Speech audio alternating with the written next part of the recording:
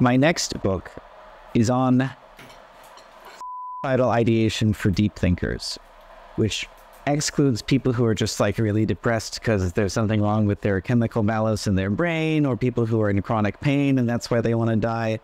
It's people who want to die because they think too deeply about things, basically.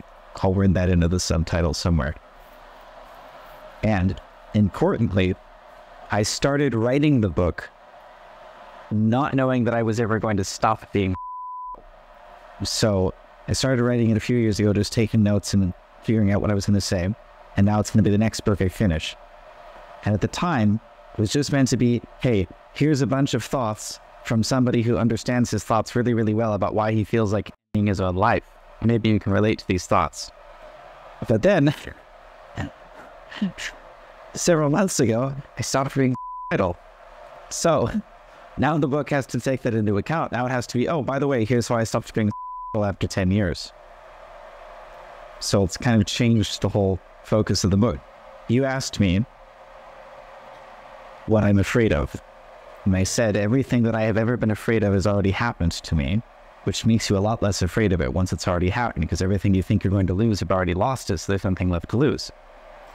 And then you said, what about death? I said, well, no, obviously I haven't died because I'm still here. But being suicidal for so long and willfully accepting and you're like seriously considering maybe I should die now, maybe that would be a good idea, is pretty much as close as you can get to dying, like to experiencing it enough that it loses its power over you. You're not afraid to die anymore once you live in that state long enough. I imagine, I say this in the book, it's not that I've ever had a chronic illness, but I imagine it's a lot like having a chronic terminal illness, right? Like knowing that you have some kind of incurable cancer that's going to kill you very soon. So there's this time limit on your life and you live with this awareness that life is going to end soon, right? So it's kind of like that, except that the way it's going to end is through your own choice. You kind of get into this mindset, yeah, I'll probably eventually myself. Not yet. I'm still here, but soon that will probably happen, right? And so it's like the living with that awareness that I have a terminal disease, except the disease is the desire to end my own life. Here I am smiling and laughing about it. Yeah, so that's the next book. What is the title? It's probably going to be called Courage to Live. That's what I've been calling it in my head as I've been writing it, which it plays off of the idea of normally we think that it requires great courage to die for something, you know, like the concept of the heroic sacrifice, dying to save someone you love, dying for some important cause that you believe in, right? You think this thing is more important than my life itself, so I will give up my life for this thing. It's a very courageous, noble, and heroic thing, right? And of course, the assumption in that assessment is that living is good and dying is bad. That's why it's difficult to choose to die. But what if the opposite were true? What if living was bad and dying was preferable? Well, then it wouldn't really be a noble sacrifice. Would it just be, yes, please take me, right? Here, we're ready to go. Let's go. You can die for any reason, right? And so what if instead that big, important, noble cause that you want to serve, instead of requiring you to die, requires you to stay alive? That you can serve that purpose, whatever that thing is that you care about, that requires the bravery and the courage. You know, it's not something you need to die, like defending someone you love or jumping in front of a moving car, but instead to choose to stay alive and support this thing that is important to you, even if living sucks. That's where I get the title Courage to Live instead of Courage to Die from. Like, are you brave enough to stay alive even though you hate being alive? Right. Are you brave enough to stay alive even though you hate being alive? So, you know, most people would have to be very brave to die because they don't want to die, right? That's the whole premise. If that was inverted, then you'd have to be very courageous to choose to stay alive. I'll tell you who the worst people to talk to about suicide are. My people. No, they just don't understand it, which is fine. You know, you don't expect most people to understand it if they've ever experienced it. But the worst people, if you're one of those people watching right now, I'm directly condemning you because you're a piece of shit. If you're this kind of person where when they hear you're suicidal or someone they know is suicidal or whatever, or they know someone who they make it all about them. They say, it's not fair to the people you know to Think of how sad they'll be. It's so selfish that you chose to end life when other people wanted you to stay alive. Because everything you're struggling with, all the depression and existential angst, and your life is so bad that you'd rather die, but somehow I've made this my problem. I've made this about me, and I'm going to make you feel bad, even though you're already in the midst of feeling as bad as you possibly can.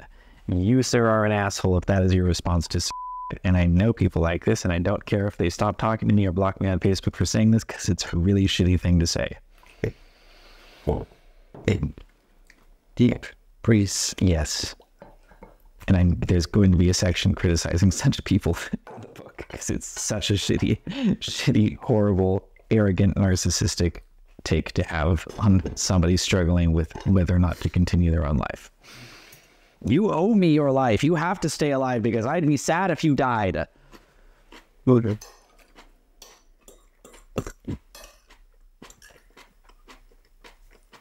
The second worst people are the ones who just say, well, just call this hotline or get a therapist. You'll be fine then. And then they never bring the subject up again because it makes them uncomfortable.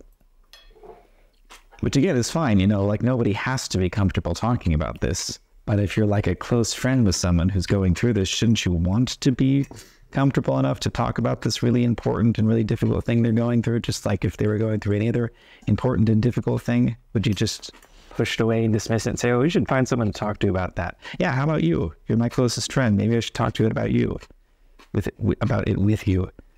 What do you think, closest friend in the world? Do you think you can do that as one of your duties as my closest friend in the world?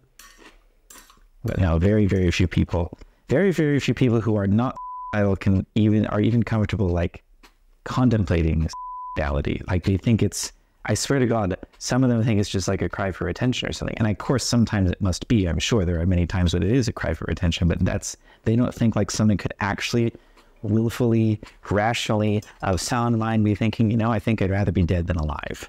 Like that's not a possibility in their mind. So they just kind of push it away and say, no, that's not really happening.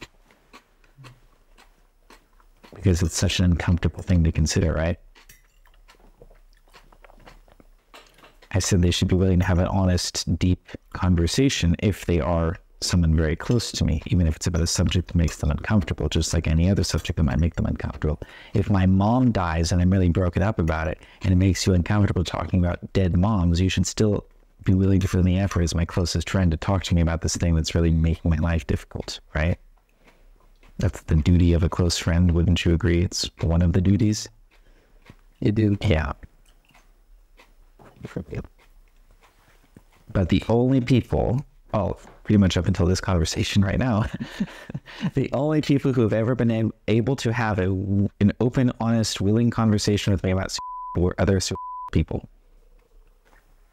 So how did you stop being actually? That is a great. Did you wake up one day and it was gone, or you did something to stop it?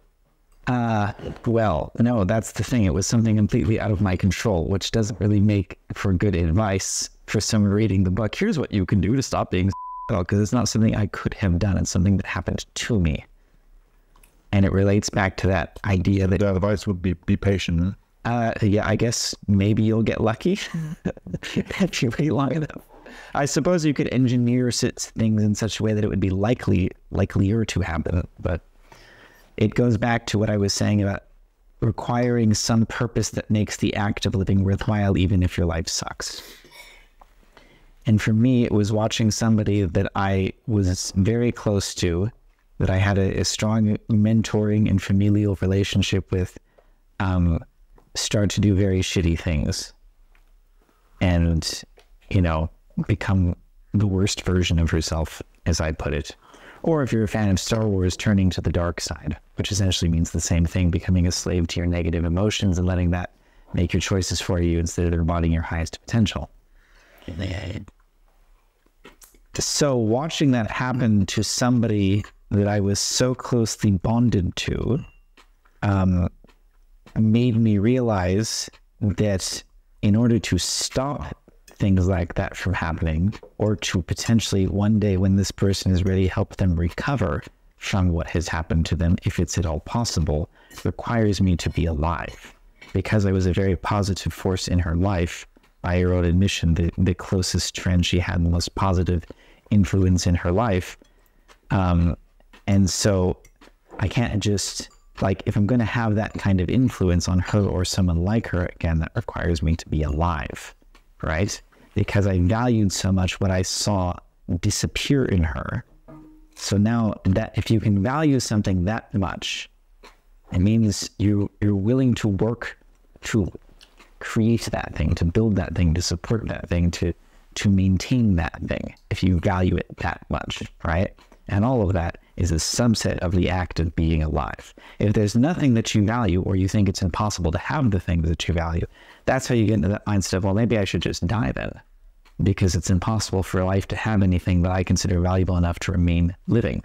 But now that you know it is possible to have something that you value enough to keep you alive, and it requires you to build and maintain that thing, then that's your reason for staying alive, for the purpose of building and maintaining that thing that you value. So I already understood that concept, that principle. Like, I probably could have written a chapter in the book about it, but in an abstract way. Having it personally happen to me, again, and not in a situation I could have predicted or controlled, made it more emotionally real for me instead of just an abstract concept, because I had to go through the pain of watching this happen to this person. So I'm sure anyone listening to this now, or anyone who reads the book, if I talk about these things, will read it and say, wow, that makes a lot of sense. You're right, Gregory. Again, understanding it is not enough. You have to live it. You have to believe it. You have to feel it with your whole emotional structure. And I don't know how to make that happen without going through something like what I went through. And I don't know how to force that to happen. It's not like you can just push a button and make that happen. And it will be different for everyone. The specific circumstances that happened to me wouldn't have the same effect on someone else. Different. Yeah.